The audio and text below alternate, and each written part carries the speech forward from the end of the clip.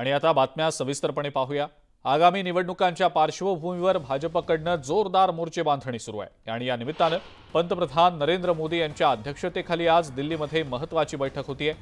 या बैठकीमध्ये भाजप शासित राज्यातल्या मुख्यमंत्री आणि उपमुख्यमंत्र्यांची उपस्थिती असेल। लोकसभा निवडणुकीची तयारी त्याचबरोबर केंद्र आणि राज्य सरकारच्या सुरू असलेल्या योजनांच्या बाबतीत या बैठकीमध्ये चर्चा होणार असल्याचं सांगितलं जात आहे।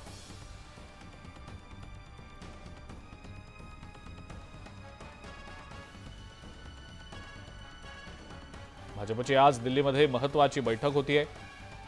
या बैठकीच्या संदर्भातले अपडेट्स आपण जाणून घेणार आहोत। आपले नवी दिल्लीचे प्रतिनिधी प्रशांत तिला रामदास सध्या आपल्या सोबत आहेत। प्रशांत, भाजप शासित राज्यांच्या मुख्यमंत्री आणि उपमुख्यमंत्र्यांसोबत स्वतः पंतप्रधान नरेंद्र मोदी संवाद साधणार आहेत। अनेक महत्त्वाच्या मुद्द्यांवर या बैठकीमध्ये चर्चा होणार असल्याचं समजतंय। प्रशांत, बैठकीविषयी नेमकं काय सांगताय? भारतीय जनता पक्षाचे मुख्यमंत्री आणि उपमुख्यमंत्री यांची अत्यंत महत्त्वाची बैठक आज राजधानी दिल्लीतील भारत मंडपम येथे होणार आहे।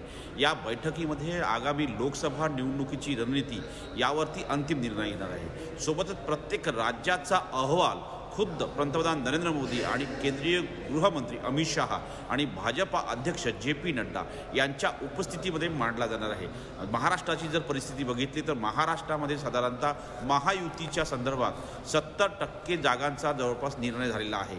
30% जागांच्या संदर्भात अदलाबदली आणि इतर काही मुद्द्यांवरती निर्णय बाकी आहे। पण हे अत्यंत महत्त्वाचं आहे या घडीला की साधारणतः जी बैठक आहे या बैठकीमध्ये हे महत्त्वाचं ठरतंय की ही बैठक जी आहे ही पंतप्रधान नरेंद्र मोदी स्वतः घेत आहे आणि त्यांनी जो काल ज्या पद्धतीने काल आपल्या भारतीय जनता पक्षाचे नेते आणि त्यानंतर पंतप्रधान नरेंद्र मोदी यांनी स्पष्ट केलं होतं की 400पेक्षा जास्त ही महायुतीला जागा जिंकायच्या आहे आणि 370 जागा ज्या आहे त्यापेक्षा जास्त जागा ज्या आहे त्या भारतीय जनता पक्ष निवडणार विजयी होणार आहे।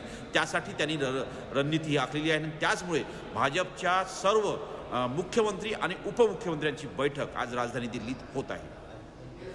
ठीक आहे, आपण प्रशांत या संदर्भातले अपडेट्स सातत्याने जाणून घेणारच आहोत। मात्र आपण पाहतो आहोत की महायुतीचं जे जागा वाटप आहे ते अंतिम टप्प्यात आलेलं आहे। 70% जागांचा तिढा सुटलेला आहे आणि राहिलेल्या जागांवर पुन्हा बैठक होणार असल्याचं समजतंय।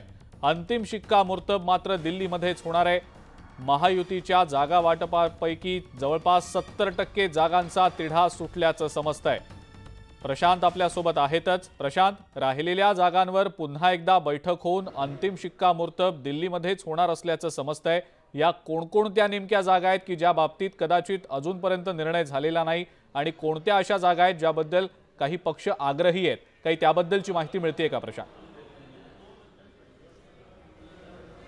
ज्या पद्धतीने माहिती मिळते की 70% जागांचा तिढा सुटलेला आहे। महाराष्ट्रामध्ये 48 जागा आहे आणि 48 जागांमध्ये महायुतीमध्ये शिवसेना एकनाथ शिंदे यांच्या नेतृत्वातील, भारतीय जनता पक्ष देवेंद्र फडणवीस यांच्या नेतृत्वात, त्यानंतर राष्ट्रवादी काँग्रेस पक्ष अजित पवार यांच्या नेतृत्वात या संदर्भातली एक अत्यंत महत्त्वाची बैठक काही दिवसापूर्वीच पार पडलेली आहे, ज्यामध्ये हे तीनही प्रमुख नेते उपस्थित असल्याची माहिती पुढे आली होती।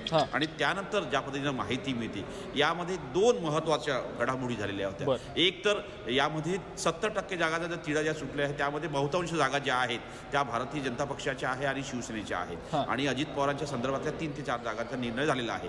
उर्वरित जागा ज्या ज्यामध्ये गेल्या 2014च्या निवडणुकीमध्ये त्यामध्ये ज्या पद्धतीने माहिती मिळाली 2000 याच्यामध्ये की एक तर यामध्ये ज्या अनेक जागांवरती विरोधी पक्षाचे उमेदवार निवडून आलेले आहेत त्यावेळेस तिथे त्यांच्या दुसऱ्या क्रमांकावरती हे भारतीय जनता पक्षाचे किंवा शिवसेनेचे किंवा NCPचे उमेदवार होते। अशा वेळी त्या जागांच्या संदर्भातला निर्णय लवकरच येणार आहे आणि त्यासाठी एक बैठक आयोजित करण्यात येणार आहे। होऊ शकतं ही बैठक लवकरच मुंबईत होईल आणि त्यानंतर अंतिम निर्णय दिल्लीत होईल।